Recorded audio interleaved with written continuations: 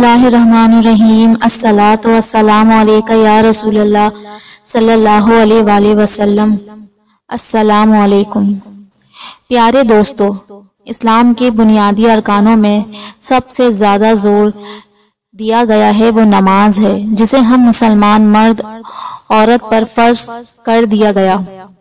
और यही वजह है कि नबी अकरम सल्लल्लाहु अलैहि वसल्लम ने अपनी उम्मत को बार बार नमाज पढ़ने के मुतालिक इरशाद फरमाते रहे। एक जगह आप सल्लल्लाहु अलैहि वसल्लम ने फरमाया कि मुशरिक और मोमिन के दरमियान बुनियादी फर्क सिर्फ नमाज है।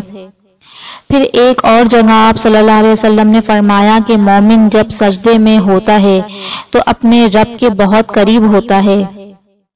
दोस्तों, आज आपको नबी पाक सल्लल्लाहु अलैहि वसल्लम के इस फरमान पर की जाने वाली नई रिसर्च पेश करेंगे। साइंसदानों ने नमाज पढ़ने वाले एक शख्स के दिमाग के साथ जदीद मेडिकल आलात लगाए तो उन्हें हैरत अंगेज नताइज देखने को मिले।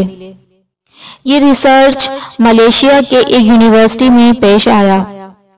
यूनिवर्सिटी की एक टीम ने साइंसदानों की क़यादत में एक रिसर्च की, जिसमें नमाज के दौरान मसरूफ इंसानों के दिमाग के हिस्सों को नमाज के मुख्तलिफ मराहिल के दरमियान यानी रुकू, सजूद और क़याम में दिमाग के अंदर मौजूद अंदरूनी सिग्नल का मुताला किया गया।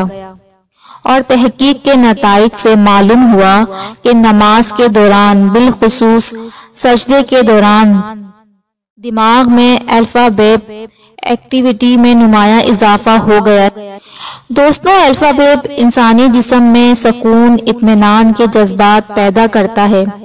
ये रोज रोज के मुश्किलात और तकलीफ के शिकार दिमाग को पुरसुकून करने और इंसानी सलाहियत को निखारने में अहम किरदार अदा करता है।